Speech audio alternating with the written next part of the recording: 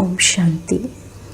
2/2/69 के बाबा के अव्यक्त महावाक्य। अव्यक्त मिलन के अनुभव की विधि। प्रेम स्वरूप बच्चे, ज्ञान सहित प्रेम जो होता है वही यथार्थ प्रेम होता है। आप सभी का प्रेम रस बाप दादा को भी खींच लाता है। सभी बच्चों के दिल के अंदर एक आशा दिखाई दे रही है। वह कौन सी? कई बच्चों ने संदेश भेजा कि आप हमें भी अपने अव्यक्त वतन का अनुभव कराओ। ये सभी बच्चों की आशाएं अब पूर्ण होने का समय पहुंच ही गया है। आप कहेंगे कि सभी संदेशी बन जाएंगे, लेकिन नहीं, अव्यक्त वतन का अनुभव भी बच्चे करेंगे। लेकिन दिव्य बुद्धि के आधार पर जो अब अलौकिक अनुभव कर सकते हो, वह दिव्य दृष्टि द्वारा करने से भी बहुत लाभदायक, अलौकिक और अनोखा है। इसलिए जो भी बच्चे चाहते हैं कि अव्यक्त बाप से मुलाकात करें, वे कर सकते हैं। कैसे कर सकते हैं? इसका तरीका सिर्फ यही है कि अमृत वेले याद में बैठो और यही संकल्प रखो कि अब हम अव्यक्त बाप दादा से मुलाकात करें। जैसे साकार में मिलने का समय मालूम होता था तो नींद नहीं आती थी और समय से पहले ही बुद्धि द्वारा इसी अनुभव में रहते थे, वैसे अब भी अव्यक्त मिलन का अनुभव प्राप्त करने चाहते हो तो उसका बहुत सहज तरीका यह है। अव्यक्त स्थिति में स्थित होकर रू-रिहान करो तो अनुभव करेंगे कि सचमुच बाप के साथ बातचीत कर रहे हैं। और इसी रू-रिहान में जैसे संदेशियों को कई दृश्य दिखाते हैं, वैसे ही बहुत गोपनीय रहस्य बुद्धि योग से अनुभव करेंगे। लेकिन एक बात यह अनुभव करने के लिए आवश्यक है, वह कौन सी मालूम है? अमृत वेले भी अव्यक्त स्थिति में वही स्थित हो सकेंगे जो सारा दिन अव्यक्त स्थिति में और अंतर्मुख स्थिति में स्थित होंगे। वही अमृत वेले यह अनुभव कर सकेंगे।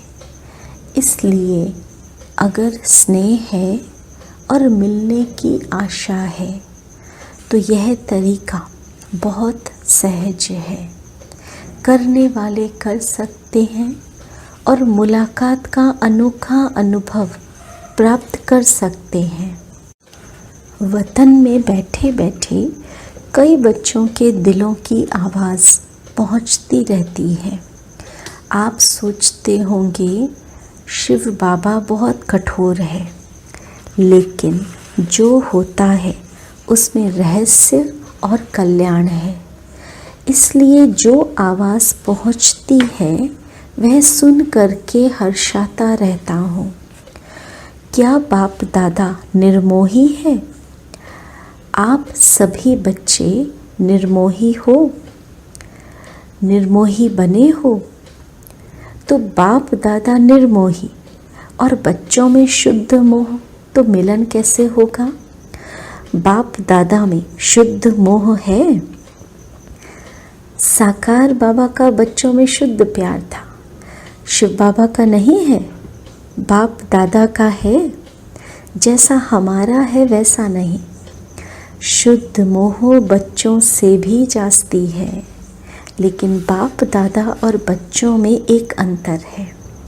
वह शुद्ध मोह में आते हुए भी निर्मोही हैं, और बच्चे शुद्ध मोह में आते हैं तो कुछ स्वरूप बन जाते हैं, या तो प्यारे बनते या तो न्यारे बनते। लेकिन बाप दादा न्यारे और प्यारे साथ साथ बनते हैं। यह अंतर जो रहा हुआ है, इसको जब मिटाएंगे तो क्या बनेंगे? अंतर्मुख, अव्यक्त, अलौकिक। अभी कुछ कुछ लौकिकपन भी मिल जाता है, लेकिन जब यह अंतर खत्म कर देंगे तो बिल्कुल अलौकिक और अंतर्मुखी अव्यक्त फरिश्ते नजर आएंगे। इस साकार वतन में रहते हुए भी फरिश्ते बन सकते हो।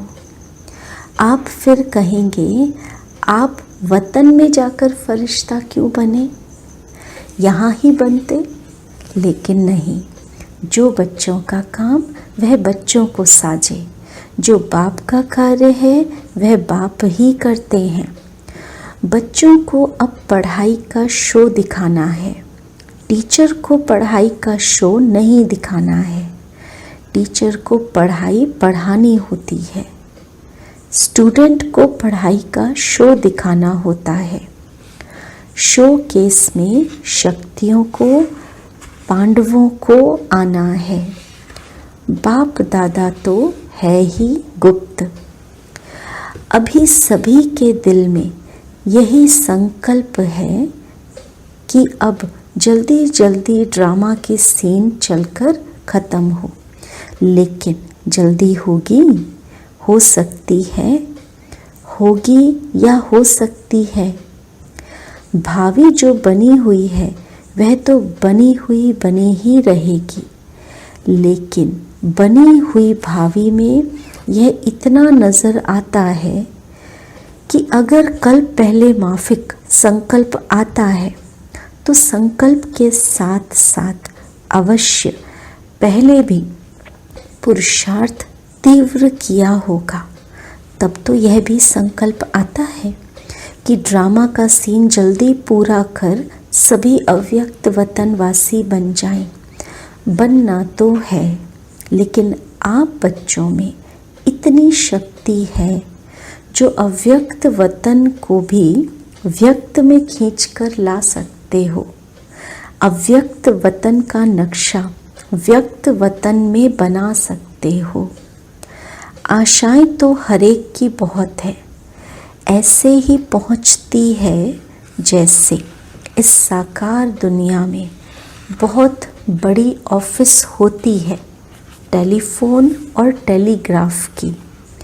वैसे ही बहुत शुद्ध संकल्पों की तारें वतन में पहुंचती रहती हैं।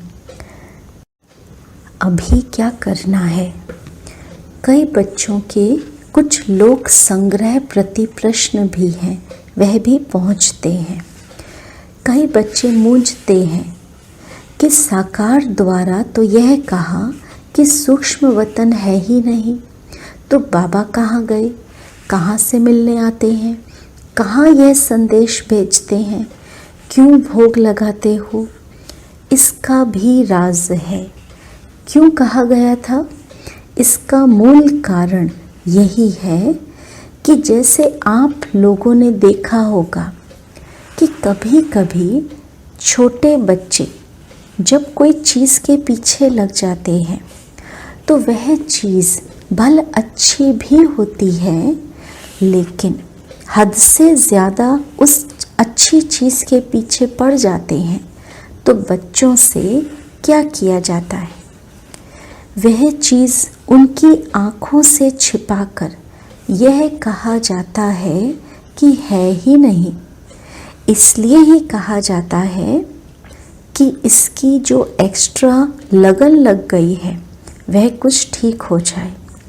इसी रीति से वर्तमान समय कई बच्चे इन्हीं बातों में कुछ चटक गए थे, तो उनको छुड़ाने के लिए साकार में कहते थे कि यह सूक्ष्म वतन है ही नहीं।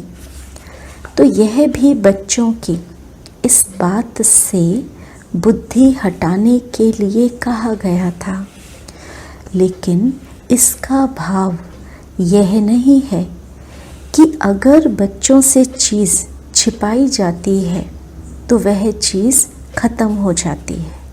नहीं, यह एक युक्ति है चटकी हुई चीज़ से छुड़ाने की। तो यह भी युक्ति थी। अगर सूक्ष्म वतन नहीं तो भोग कहाँ लगाते हो? इस रस्म रिवाज को कायम क्यों रखा? कोई भी ऐसा कार्य होता है तो खुद भी संदेश क्यों पूछवाते थे? तो ऐसे नहीं कि सूक्ष्म वतन नहीं है, सूक्ष्म वतन है, लेकिन अब सूक्ष्म वतन में आने जाने के बजाय स्वयं ही सूक्ष्म वतनवासी बनना है। यही बाप दादा की बच्चों में आशा है। आना जाना ज़्यादा नहीं होना चाहिए, यह यथार्थ है। कमाई किस में है? तो आप तो बाप बच्चों की कमाई को देखते हैं और कमाई के लायक बनाते हैं। तो बाप बच्चों की कमाई को देखते हैं और कमाई के लायक बनाते हैं। इसलिए ये सभी रहस्य बोलते रहे। अभी समझा कि क्यों कहा था और अब क्या है।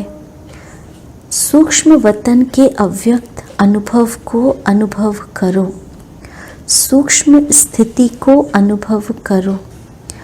आने जाने की आशा अल्पकाल की है। अल्पकाल के बजाय सदा अपने को सूक्ष्म वतनवासी क्यों नहीं बनाते? और सूक्ष्म वतनवासी बनने से ही बहुत वंडरफुल अनुभव करेंगे। खुद आप लोग वर्णन करेंगे कि यह अनुभव और संदेशियों के अनुभव में कितना फर्क है। वह कमाई नहीं, यह कमाई भी है और अनुभव भी। तो एक ही समय दो प्राप्ति हो, वह अच्छा या एक ही चाहते हो? कई बच्चों के मन में यह भी प्रश्न है कि ना मालूम जो बाप दादा कहते थे कि सभी को साथ में ले जाएंगे, अब वह तो चले गए, लेकिन वह चले गए हैं, मुक्ति धाम में जा नहीं सकते सिवाय बारात व बच्चों के। बारात के बिगर अकेले जा सकते हैं? बारात तैयार है। यही सुना है कि अब तक की बारात के साथ ही जाएंगे।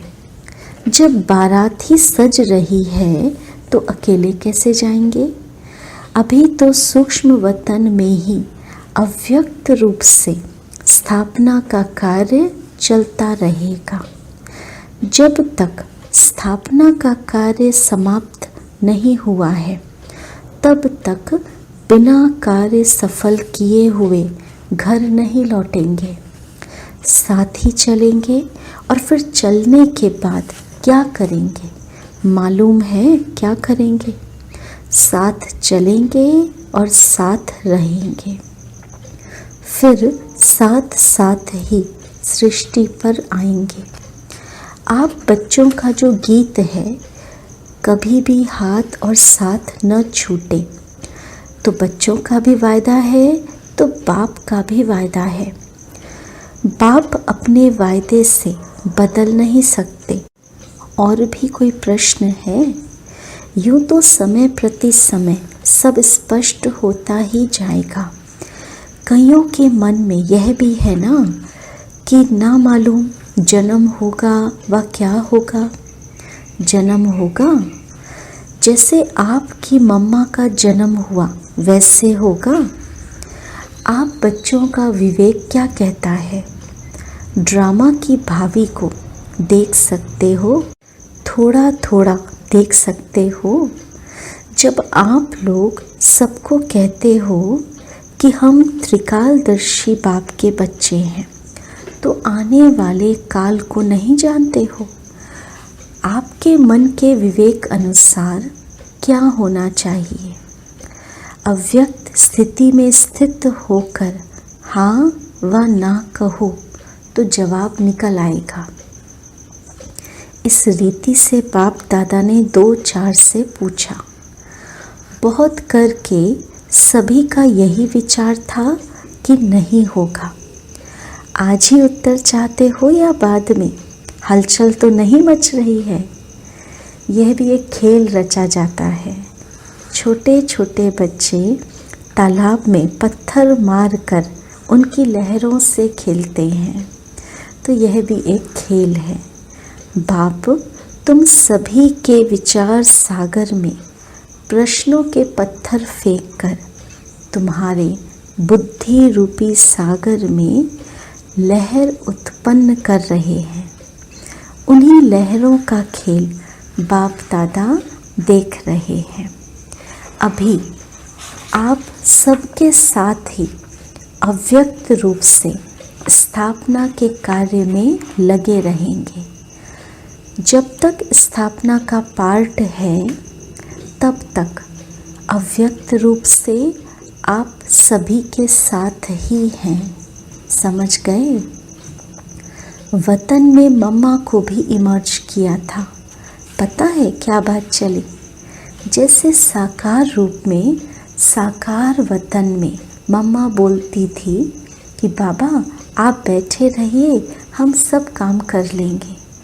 इस ही रीति से वतन में भी यही कहा कि हम सभी कार्य स्थापना के जो करने हैं वह करेंगे।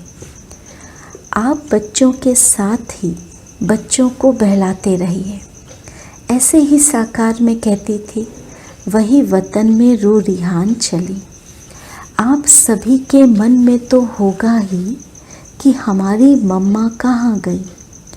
अभी यह राज इस समय स्पष्ट करने का नहीं है। कुछ समय के बाद सुनाएंगे कि वह कहाँ और क्या कर रही है। स्थापना के कार्य में भी मददगार है, लेकिन भिन्न नाम रूप से।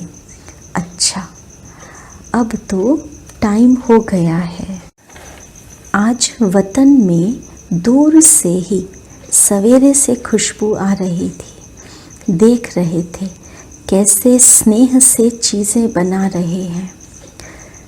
दादी जी से आपने देखा भंडारे में चक्र लगाया, चीज़ों की खुशबू नहीं स्नेह की खुशबू आ रही थी।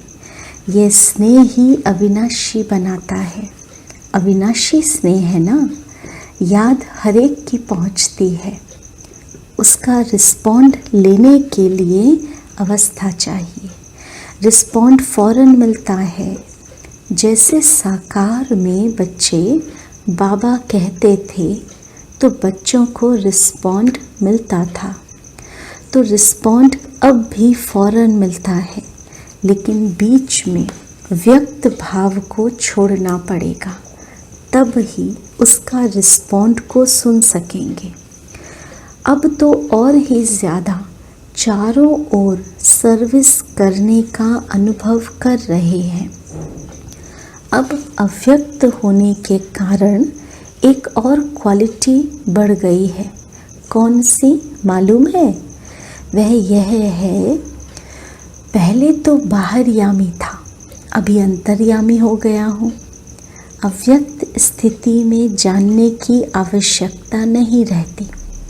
स्वतः ही 1 सेकंड में सभी का नक्शा देखने में आ रहा है। इसलिए कहते हैं कि पहले से एक और गुण बढ़ गया है। अव्यक्त स्थिति में तो खुशबू से ही पेट भर जाता है। आप लोगों को मालूम है, एक मुख्य शिक्षा बच्चों के प्रति दे रहे हैं।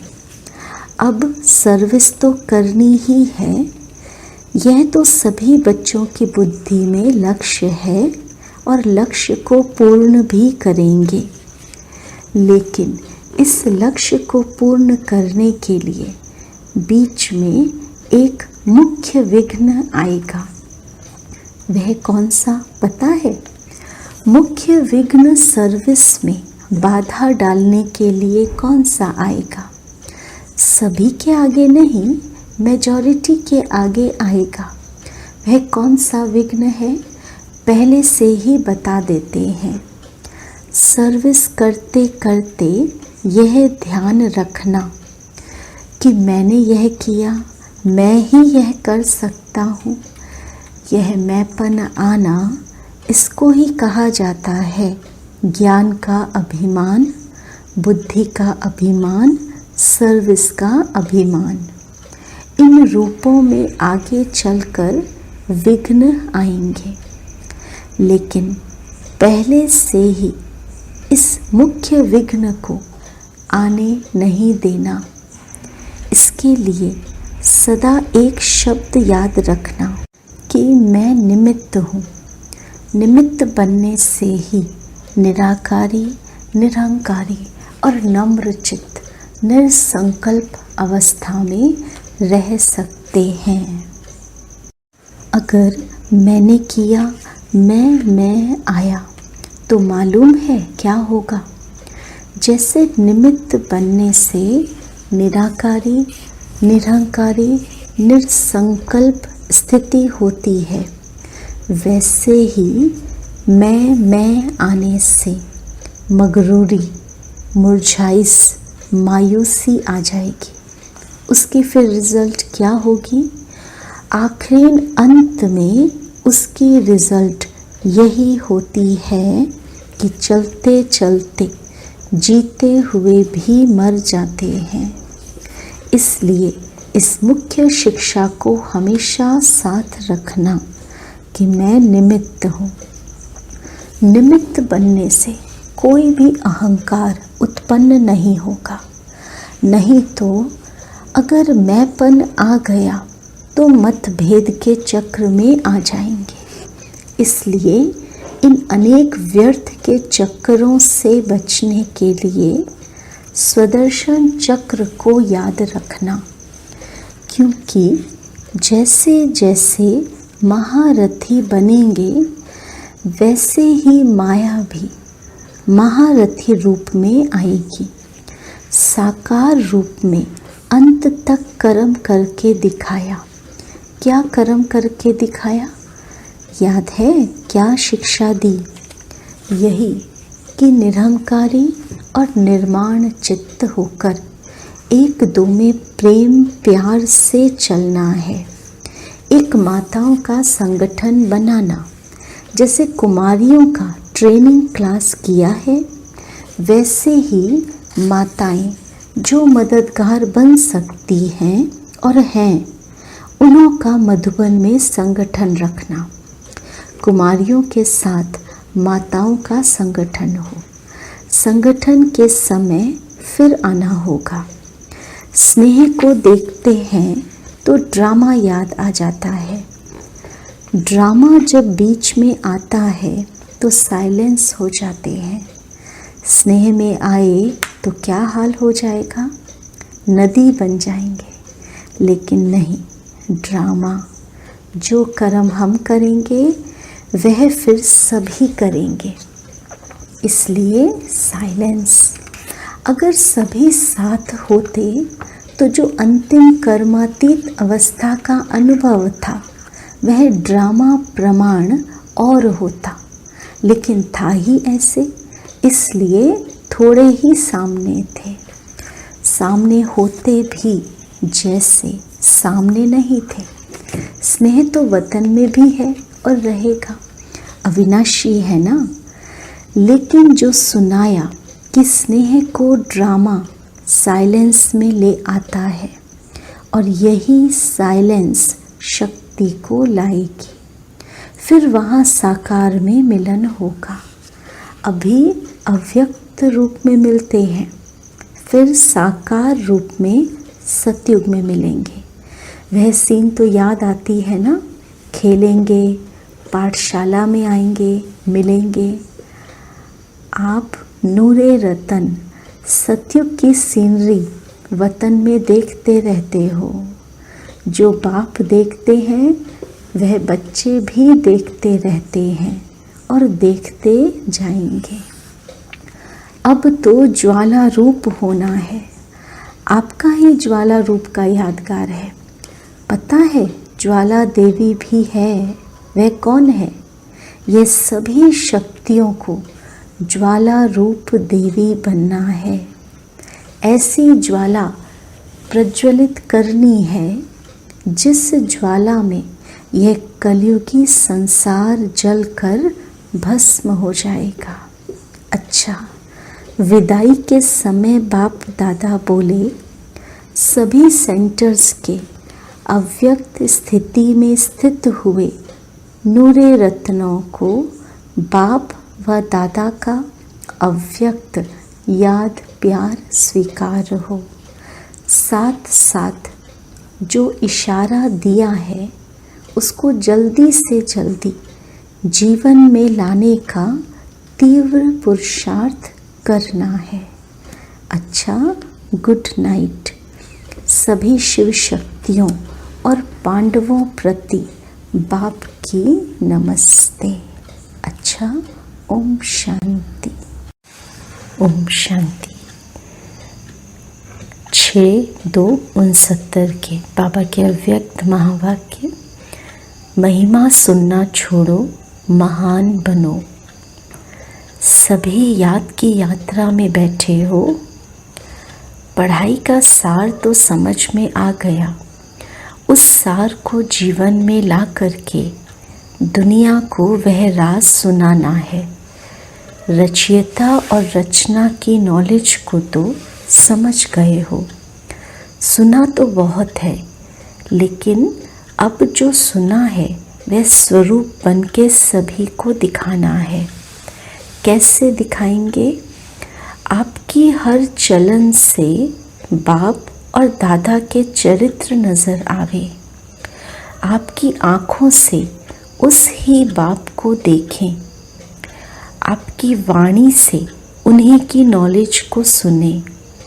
हर चलन में हर चरित्र समाया हुआ होना चाहिए। सिर्फ बाप के चरित्र नहीं, लेकिन बाप के चरित्र देख बच्चे भी चरित्रवान बन जाएं। आपके चित्र में उसी अलौकिक चित्र को देखें। आपके व्यक्त रूप में अव्यक्त मूर्त नजर आवे। ऐसा पुरुषार्थ करके जो बाप दादा ने मेहनत की है उसका फल स्वरूप दिखाना है। जैसे अज्ञान काल में भी कोई कोई बच्चों में जैसे कि बाप ही नज़र आता है। उनके बोल चाल से ऐसा अनुभव होता है जैसे कि बाप है। इसी रीति से जो अनन्य बच्चे हैं उन एक एक बच्चे द्वारा बाप के गुण प्रत्यक्ष होने चाहिए और होंगे। कैसे होंगे? उसका मुख्य प्रयत्न क्या है? मुख्य बात यही है जो साकार रूप से भी सुनाई है कि याद की यात्रा अव्यक्त स्थिति में स्थित होकर हर कर्म करना है। अब तो बच्चों को बहुत सामना करना है, लेकिन समर्थ साथ है, इसलिए कोई मुश्किल नहीं है। सिर्फ एक बात सभी को ध्यान में रखनी है कि सामना करने के लिए बीच में रुकावट भी आएगी। सामना करने में रुकावट कौन सी आएगी मालूम है? देह अभिमान। देह अभिमान तो एक मूल बात है, लेकिन सामना करने के लिए बीच में कामना विघ्न डालेगी। कौन सी कामना? मेरा नाम हो, मैं ऐसा हूँ, मेरे से राय क्यों नहीं ली, मेरा मूल्य क्यों नहीं रखा। ये अनेक प्रकार की कामनाएं सामना करने में विघ्न रूप में आएंगी। यह याद रखना है, हमको कोई कामना नहीं करनी है। सामना करना है। अगर कोई कामना की तो सामना नहीं कर सकेंगे। और अव्यक्त स्थिति में महान बनने के लिए एक बात जो कहते रहते हैं वह धारण कर ली तो बहुत सहज और जल्दी अव्यक्त स्थिति में स्थित हो जाएंगे। कौन सी बात? हम सभी मेहमान हैं, क्योंकि आप सभी को भी वाया सूक्ष्म वतन होकर घर चलना है। हम मेहमान हैं, ऐसा समझने से महान स्थिति में स्थित हो जाएंगे। मेहमान के बजाय ज़रा भी एक शब्द में अंतर कर लिया तो गिरावट भी आ जाएगी। वह कौन सा शब्द? मेहमान समझना है, लेकिन महिमा में नहीं आना है। अगर महिमा में आ गए तो मेहमान नहीं बनेंगे। मेहमान समझेंगे तो महान बनेंगे। है ज़रा सा अंतर, मेहमान और महिमा, लेकिन ज़रा सा अंतर भी अवस्था को बहुत नीचे ऊपर कर देता है। तुम सभी को ज्ञान कौन सा देते हो? त्रिमूर्ति का। जैसे त्रिमूर्ति का ज्ञान औरों को देते हो, वैसे अपने पास भी 3 बातों का ज्ञान रखना। 3 बातें छोड़ो और 3 बातें धारण करो। जब यह 3 बातें छोड़ेंगे तब ही स्वरूप में स्थित होंगे, सर्विस में सफलता भी होगी। बताओ कौन सी 3 बातें छोड़नी है जो सर्विस में विघ्न डालती हैं? एक तो कभी भी कोई बहाना नहीं देना। दूसरा, कभी भी किससे सर्विस के लिए कहलाना नहीं। तीसरा, सर्विस करते कभी मुरझाना नहीं। बहाना, कहलाना और मुरझाना, ये 3 बातें छोड़नी हैं। और फिर कौन सी 3 बातें धारण करनी है? त्याग, तपस्या और सेवा। ये 3 बातें धारणा में चाहिए। तपस्या अर्थात याद की यात्रा और सर्विस के बिना भी जीवन नहीं बन सकती। इन दोनों बातों की सफलता त्याग के बिना नहीं हो सकती। इसलिए 3 बातें छोड़नी है और 3 बातें धारण करनी है। अगर इन 3 बातों की धारणा हुई तो क्या बन जाएंगे? जो आपका गायन है ना, वही स्वरूप बन जाएंगे। यहाँ आबू में भी आपका गायन है। किस रूप में और कौन सा रूप यादगार का है? तपस्या के साथ साथ और भी कोई मुख्य रूप का यादगार है। जिन्होंने दिलवाड़ा मंदिर ध्यान से देखा होगा उन्हें याद होगा। जैसे तपस्वी हैं तो त्रिनेत्री भी हैं। त्रिनेत्री के साथ साथ याद त्रिमूर्ति की है। तो जैसा यादगार है त्रिनेत्री का, ऐसा बनना है। तीसरा नेत्र कौन सा है?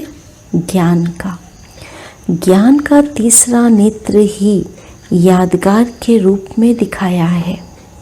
तपस्वी और त्रिनेत्री। तीसरा नेत्र कायम होगा तब ही तपस्वी बन सकेंगे।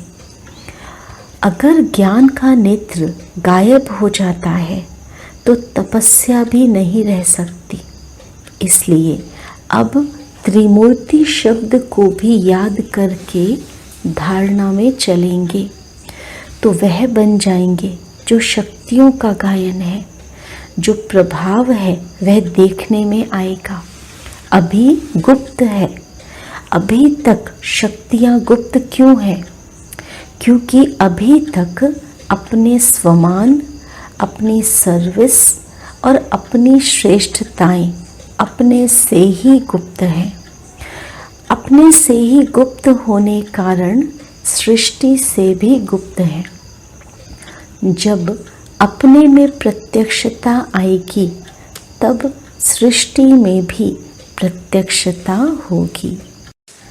अभी शिवरात्रि का जो पर्व आ रहा है उनको और भी धूमधाम से मनाना है। बड़े उमंग और उल्लास से परिचय देना है, क्योंकि बाप के परिचय में बच्चों का परिचय भी आ जाता है।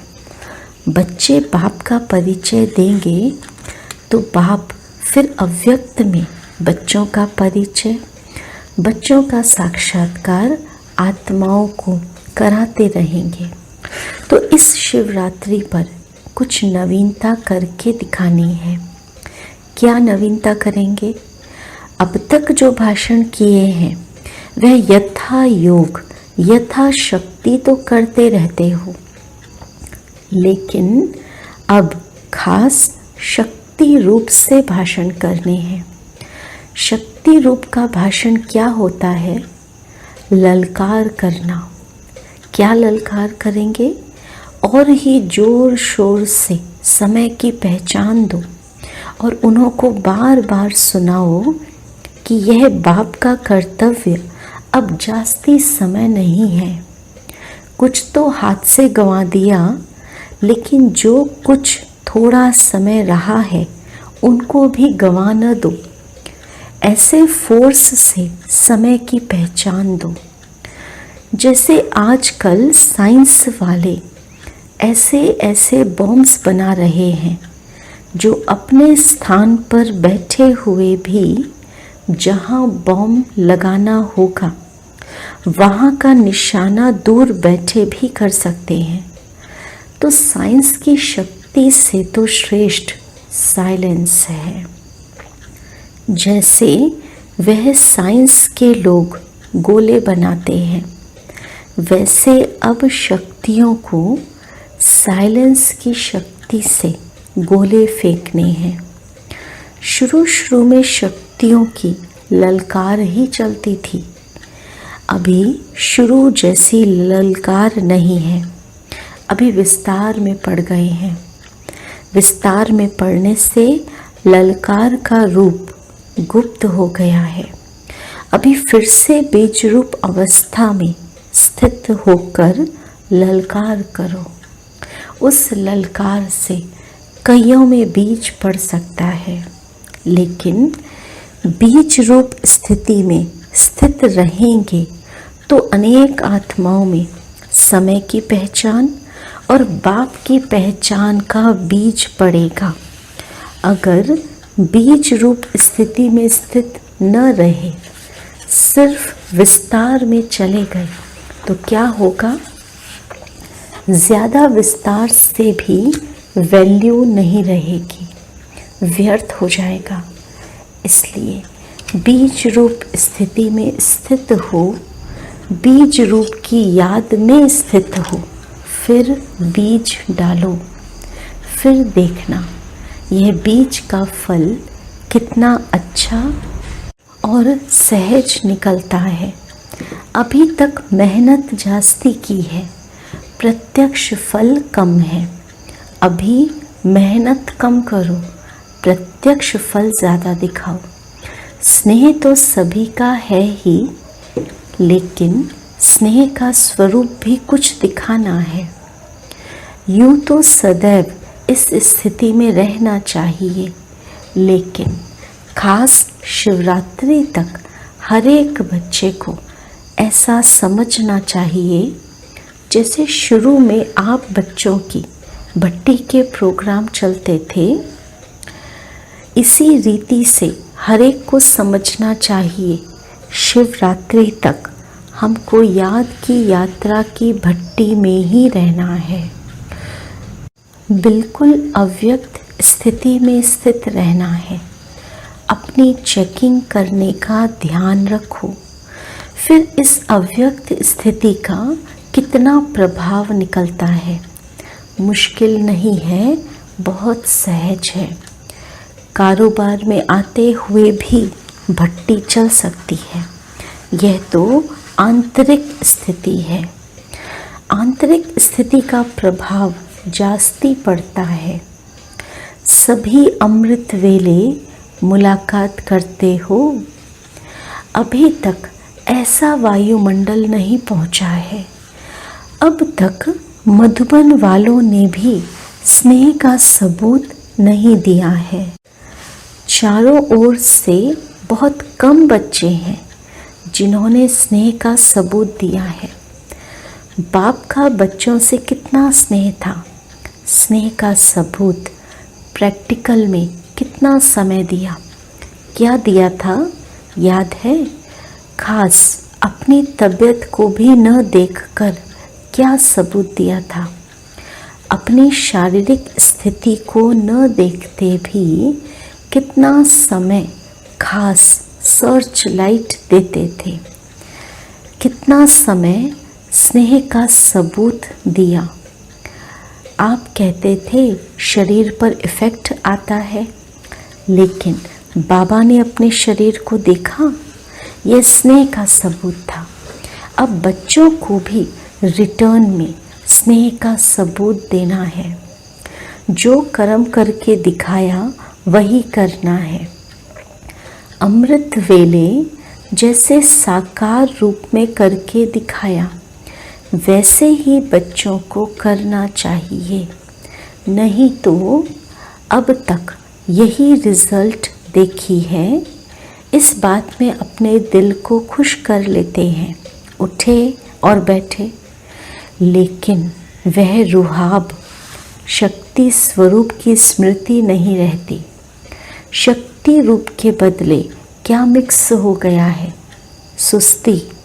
तो सुस्ती मिक्स होने से मुलाकात करते हैं, लेकिन लाइन क्लियर नहीं होती है।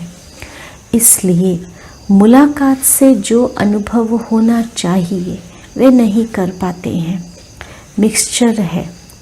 यहाँ शुरू करेंगे तो मधुबन वासियों को देख सब करेंगे। मधुबन निवासी जो खास स्नेही हैं, उनको खास सैक्रिफाइस बलिदान करना है। स्नेह में हमेशा सैक्रिफाइस किया जाता है। अच्छा, ओम शांति। ओम शांति। 15/2/69 के अव्यक्त महावाक्य। शिवरात्रि के अवसर पर अव्यक्त बाप दादा के महावाक्य संतरी दादी के तन द्वारा। आज किसके स्वागत का दिन है? बाप और बच्चों का। परंतु कई बच्चे अपने को भी भूले हुए हैं तो बाप को भी भुला दिया है। आज के दिन वह स्वागत है जैसे पहले होती थी। कितनी तारें आती थी तो भूला ना। बाप जब है ही तो फिर भुलाना कहाँ तक। यह है निश्चय, यह है पढ़ाई। जब पढ़ाई कायम है तो वह कार्य भी जैसा का वैसा चलता रहेगा। वह निश्चय नहीं तो कार्य में भी ज़रा। बच्चे अपने मर्तबे को समझते हैं कि मैं किसका बच्चा हूँ। बाप सदा है तो बच्चे भी सदा हैं, परंतु देह अभिमान अपने स्वधर्म को भुला देता है। भूलने से कार्य कैसे चलेगा, आगे कैसे बढ़ेंगे? जबकि बाप ने अपना परिचय दिया है, बच्चों को भी अपना परिचय मिला हुआ है। कितना समय इसी लक्ष्य को पक्का कराने के लिए मेहनत की गई है। उस मेहनत का फल कहाँ तक? सिर्फ याद कराने के लिए कह रहा हूँ। मुरली तो चलानी नहीं है, सिर्फ बच्चों से मिलने आया हूँ। बच्ची ने कहा बहुत याद कर रहे हैं, बाबा आप चलेंगे तो रिफ़्रेश करेंगे। रिफ़्रेश तो हो ही अगर निश्चय है तो। फिर भी बच्चों से मिलने के लिए आना पड़ा, थोड़े समय के लिए। स्वमान की स्मृति दिलाने के लिए आए हैं। बच्चे सदैव अपने को सौभाग्यशाली समझें। सदा सौभाग्यशाली उनको कहा जाता है जिनका बाप, टीचर और सद्गुरु से पूरा कनेक्शन, पूरी लगन है। कन्या की सगाई के बाद क्या होता है? पति के साथ लगन लग जाती है, तब उसको कहते हैं सदा सुहागिन। परंतु वह कहाँ तक सुहागिन है? अंदर में क्या भरा पड़ा है? कन्या 100 ब्राह्मणों से उत्तम गिनी जाती है। सगाई करने के बाद अशुद्ध बनने कारण आंतरिक अभागिन है। ये किसको भी पता नहीं है, बाप ही बतलाते हैं। सदा सुहागिन कौन है? सदा के लिए परमात्मा से पूरी लगन रहे, वह सदा सुहागिन है। यह तो अभी पढ़ाई का समय है। बाप अपना कर्तव्य कर रहे हैं, डायरेक्शन देते, पढ़ाते रहते हैं। जब तक पढ़ाना है पढ़ाते रहेंगे। विनाश सामने खड़ा है, उसका कनेक्शन बाप के साथ है। ऐसे मत समझो बाप की जुदाई है। जुदाई भी नहीं, विदाई भी नहीं। जब तक विनाश नहीं तब तक बाप साथ है। वतन में बाप गया है कोई कार्य के लिए। समय अनुसार वह सब कुछ होता रहेगा। इसमें न कोई विदाई है न जुदाई। जुदाई लगती है? तुमने विदाई दी है? अगर विदाई दी होगी तो जुदाई भी होगी। विदाई नहीं दी होगी तो जुदाई भी नहीं होगी। यह ड्रामा के अंदर पार्ट चलता रहता है। बाप का खेल चल रहा है, खेल में खेल चलता रहेगा। आगे तो बहुत ही खेल देखने हैं। इतनी हिम्मत है? जब हिम्मत रखेंगे तब बहुत देखेंगे। आगे बहुत कुछ देखना है, परंतु कदम को संभाल संभाल कर चलना है। अगर संभल कर नहीं चलेंगे तो कहाँ खड्डा भी आ जाएगा, एक्सीडेंट भी हो पड़ेंगे। बच्चों से मिलने के लिए थोड़े समय के लिए आया हूँ। बहुत कार्य करना है। वतन से बहुत कुछ करना पड़ता है। बच्चों की भी दिल पूरी करनी पड़ती है, तो भक्तों की भी दिल पूरी करनी पड़ती है। सभी कार्य संगम पर ही होते हैं। बाप का परिचय मिला, खजाना, लॉटरी मिली। अभी बच्चों की सर्विस पूरी की। वतन से अभी सबकी करनी है। बच्चे सगे भी हैं तो लगे भी हैं। सर्विस तो सबकी करनी है। सवेरे भी आकर दृष्टि से परिचय दे दिया। दृष्टि द्वारा सर्च लाइट दे सभी को सुख देना बाप का कर्तव्य है। अभी तो सभी को म्यूजियम की सर्विस करनी है। सबको बाप का परिचय देना है। बाप ने जो सर्विस के चित्र बनवाए हैं उस पर सर्विस करनी। अंगुली देने से पहाड़ उठता है ना, यही गायन है। गोप गोपियों ने अंगुली से पहाड़ उठाया। अंगुली नहीं देंगे तो पहाड़ नहीं उठेगा। सृष्टि पर आत्माओं का उद्धार कर वह पहाड़ उठाकर फिर साथ ले जाना है। समूह होता है ना, अंत में समूह बनाकर सभी के साथ रहना है। पहले पहले साक्षात्कार में लाल लाल समूह देखा था, तब तो समझ में नहीं आया, परंतु अब वही आत्माओं का समूह है जिनको साथ ले जाने का ड्रामा के अंदर प्रोग्राम है। सभी की सर्विस करनी है। अच्छा, सवेरे उठकर बाप की याद में रहो, क्योंकि उस समय बाप सभी को याद करते हैं। उस समय कोई कोई बच्चे दिखाई नहीं पड़ते हैं, ढूंढना पड़ता है। भल अकेले रीति याद करते हैं, परंतु संगठन के साथ भी ज़रूर चलना है। जितना याद में रहेंगे उतना ही बाप के नज़दीक होते जाएंगे। बाप को बुलाने से मूंझते हैं। बाप को सदैव साथ रखेंगे तो भूल नहीं सकते। ओम शांति। ओम